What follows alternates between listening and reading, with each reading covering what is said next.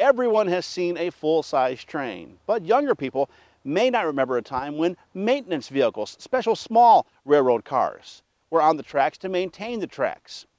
They have since gone the way of the dodo bird, but they're still out there in the hands of hobbyists. And once in a while, you'll see an excursion and a line of them coming through the area.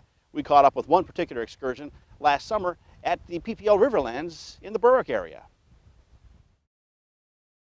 America is rich with railroad history, from its early steam engine years in the 1800s and the completion of the Transcontinental Railroad in 1869 to the heydays of railroading from the late 1800s to the 1920s, and that's of course when automobiles became the preferred mode of transportation in this country. Over the years, track maintenance, as it is today, was of the utmost importance, and to move personnel around to maintain all those miles of track, machines were needed. Early on, hand cars were used. And then around the turn of the century, motorized rail cars, more commonly referred to as motor cars or even more commonly known as speeders, were introduced. They were a common sight along the rails of this country until recent years when utility trucks, fitted with rail wheels, known as high rails, became the standard method of maintenance procedures. Therefore, thousands of speeders have been left to either rot away or to be thankfully purchased by collectors and hobbyists who take the time and money to repair or renovate these vehicles. That's when the fun begins. On weekends, many owners of speeders hit the rails for unforgettable excursions and experiences, including right through portions of the MetroCast Channel 10 viewing area. In fact, last summer, we found a bunch of speeders making their way through the Berwick area to the PPL Riverlands, and operators there gave us some time to explain their hobby and their passions. We typically do this particular group all up on the East Coast. I just was up in Maine, then New Hampshire. Last weekend it was upstate New York. Here I'm here today, and next weekend I may be back upstate New York. So it's in the summertime. Then it's going on in California. It's going on in the Midwest. It goes on all over. Oh, we get to travel around and ride on the railroad and see things that you don't normally see from the highway. We get to see people's backyards instead of the front yards, and it's just a lot of fun, a lot of good friends we've met, and a lot of places. I guess we wouldn't normally go to travel there, but if there's a rail excursion, then we go there and check it out. Oh, there's good scenery along the railroad tracks. There's a good bunch of guys get to know, and it's just like any other antique cars or something like that. You get to know people really well, and just nice reunion every time you get together to see them. I worked on the railroad for a couple of years, freight conductor. Retired from that and decided to get involved with this, and it's a great way to see the country, and it's a great hobby. And one of the best things about the hobby is the people that you meet from all over the country.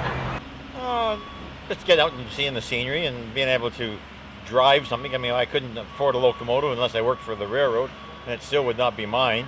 This way I know the car is mine, and I can travel at a reasonable speed and enjoy the scenery and have a great time. Well, there are cars available, but the people that can purchase cars usually are within the hobby. It's usually the information is let out internally through the hobby people first to let them have first dibs on it. If not, then other people can get cars. I mean, you could contact Mr. Schry over there and ask him, and he would tell you, well, certain person has a car or cars for sale, and they're around. I mean, there's not that many anymore, but they're around, they're available. The cars range in price from anywhere. This car came from Ohio, from Les King. It didn't have an engine in it, and it cost me $450. But it's been a lot of work, a different roof, got a new engine in it and all that stuff. Right now the car's probably worth about $5,000. So, and it runs very well. I'm more into the mechanical part. I love the riding, but I love to build the cars and have them run and be successful. This car was built in 1949. It was built for the Lehigh Valley Railroad. I believe it was for a track inspector because the car is sprung, and this is different from a lot of the other cars in that it has a backup belt. So I believe if a man was inspecting track, if he saw a defect, he could stop the car and immediately back up, check the defect, and then be on his way. Because most of the cars, to back up, you have to stop the engine and start it in reverse and then run the car backwards. It doesn't have a backup belt. You know, the engine runs forward to take the car forward or backwards to take the car backwards. Where this has a backup belt, you can immediately change direction. So I think this was a track inspector's car, but I don't have any proof of that. But with the cushion seats and the springs on the axles, it makes it more comfortable for spending a whole day on it, you know, riding over the railroad. Well, I always wanted one. Could never find where to buy them. And the first run they had up here to the Riverlands, the first year he did the runs, came up here, and my son was about, well, I would say 8 or 9 years old, and he got a ride on one, and that Thursday I had one sitting in my garage. This one's a Woodings. It's actually the Canadian National Railroad, built about 1993, 94 era. There wasn't too many hours on this car from original, brand new. And I believe it was 320 hours when we picked it up back in about 95. Well, I had to get an engine, and this is not a standard drivetrain. The drivetrain in here comes basically from a snowmobile engine. It's that inch-wide belt.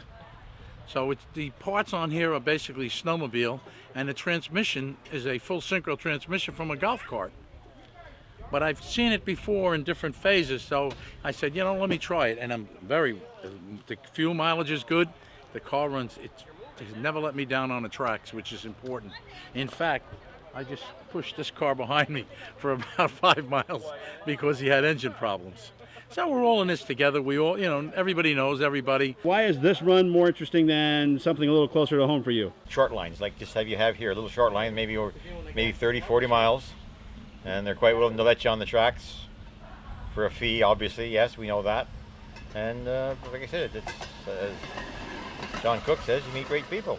I've been to Tennessee this year, to Alabama with a run, and to North Carolina on a run, out of Quebec, Canada on a run, and this is, I guess, my 4th one so far this year. This is my first time down this end of the Berwick line. Usually we go up to town and go through the middle of town. The track runs through town. So this is a little bit different and a little exciting for me because now they've opened up the track up to the power plant here. Let me ask you a little bit about getting permission to ride the rails. CEDACOG is the governing body in Pennsylvania for about 5 or 6 different railroads, and they provide us, and you can't see it now, but there's a high rail truck with wheels on it, and they provide a pilot for us that takes us where we're going. He leads, and Mr. Maynard is the back end, so everybody's in between. Nobody gets loose, or, you know, they stay within a certain range and all that stuff. You can pick up the car and turn it around like a wheelbarrow because the wheel's in the front, and you can pull them out the back if you need to and pick up the back or the front. So they're not overly heavy? Not too heavy, no. This one's probably heavier than most because of the heavy body that's on it. Now talk to me about traveling these rails in that style like that. You've got to be aware of a lot of different things. Just go down the list of things you have to watch for as you're traveling along. Well, grade crossings are the most important thing because the automobiles have the right-of-way at the grade crossing, so we have to yield the right-of-way to them. If it's not too busy a crossing, you can roll up to it, bring the car to a stop if nothing's coming, and then you go across the crossing. Busier crossings will bunch up together, and either they'll put some flagmen on the crossing or drop the gates and set the flashers off and we go over as a unit. It's a lot safer that way. Because a lot of these motorists, well, in our case, the motorists tend to stop and look at you, where I know in a lot of cases with freight engines on freight trains, they try to beat the train, but they're curious about us, but still you never know. If we get hit by a car, we're going to be hurt bad in one of these. So safety is our prime objective. Having a good time is second. The people in this particular hobby are extremely friendly. I mean, you cannot imagine how receptive they are to people within the groups. And that makes a big difference. Everybody likes everybody. I mean, I know everybody. Even if I don't know someone, I tell them that you're accepted immediately. There are unique groups that do it. But, you know, so it works. More information on these speeders, the people who collect them, and where you might be able to buy one for yourself can be found on the website listed on your screen. The people are very nice, they do have a good time, and it's well worth checking them out if you ever see one coming through the area again.